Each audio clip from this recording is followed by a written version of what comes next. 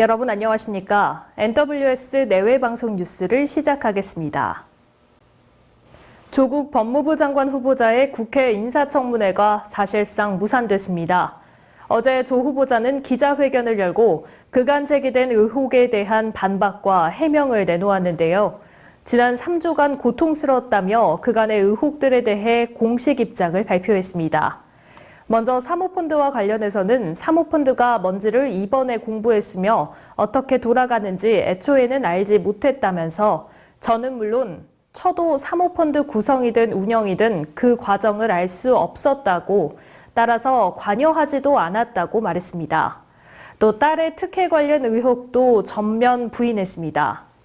한편 야당은 기자회견에 대해서 국회를 모독했다면서 강하게 비판하고 나섰으나 윤도한 청와대 국민소통수석은 기자들과 만나 조 후보자의 기자회견은 불가피한 선택이었다고 말해 또 한 번 귀추가 주목되고 있습니다. 검찰이 조국 법무부 장관 가족의 펀드 투자 의혹과 관련해 국토교통부도 압수수색한 것으로 확인됐습니다.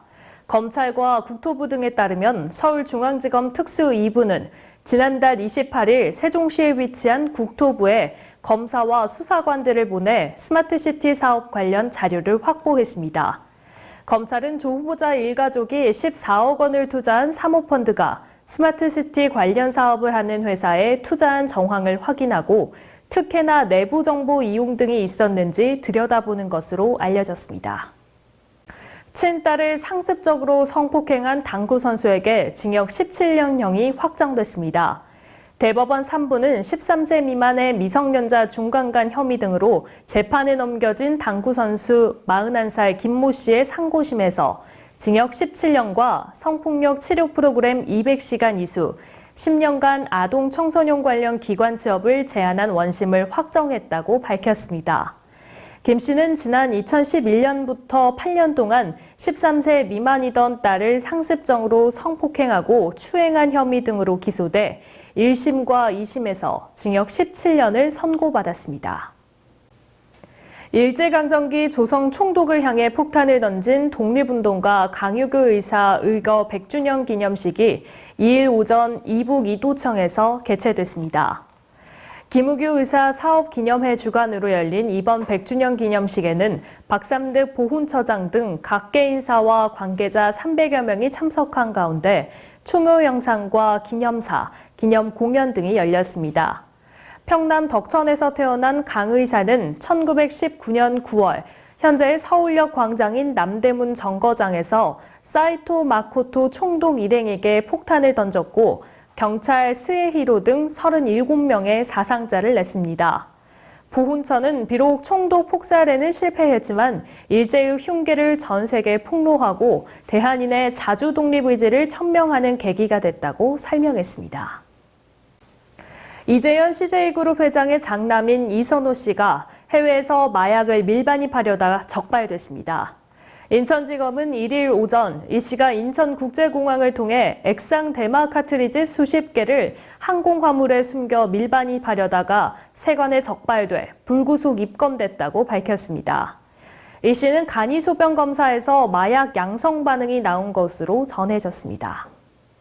미국과 중국이 1일부터 상대국 상품에 추가 관세를 부과하며 무역전쟁의 골이 깊어지는 가운데 도널드 트럼프 미국 대통령은 중국과의 대화가 계속되고 있으며 양측이 이달 중 협상을 할 것이라고 말했습니다. 로이터 통신 등에 따르면 트럼프 대통령은 현지 시간 1일 백악관에서 기자들과 만나 알다시피 협상은 9월에도 여전히 진행된다며 무슨 일이 일어나는지 지켜볼 것이라고 밝혔습니다. 하지만 트럼프 대통령은 중국이 돈을 뜯어내려는 것을 더는 허용할 수 없다면서 중국이 1년에 5천억 달러를 미국에서 가져가는 걸 용납할 수 없다고 강조했습니다. 국내 주요 오픈마켓 사업자 가운데 소비자 만족도가 가장 높은 업체는 쿠팡인 것으로 나타났습니다. 한국소비자원이 소비자 1,200명을 대상으로 오픈마켓 매출액 상위 6곳에 대한 만족도를 조사한 결과 쿠팡이 5점 만점에 3.72점으로 가장 높은 점수를 받았고 G마켓과 네이버가 3.66점으로 뒤를 이었습니다.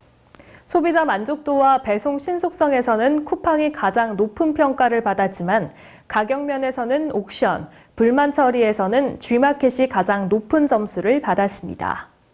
한중일 관광 장관들은 급변하는 환경 변화 속에서 관광 교류와 협력을 통해 동북아 지역의 평화와 안정, 번영을 이끌어내기 위해 공동으로 노력해 나가기로 합의했습니다.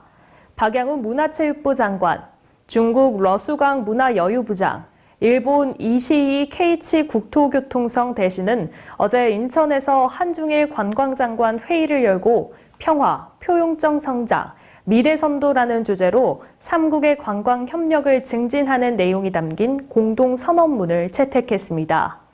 3국은 관광의 양적 성장과 질적 발전이 조화를 이룰 수 있도록 관광 환경을 조성하고 지역 관광을 활성화하는 등 지속 가능한 성장을 위해 협력하고 관광 미래 세대 간 교류도 활성화하기로 했습니다.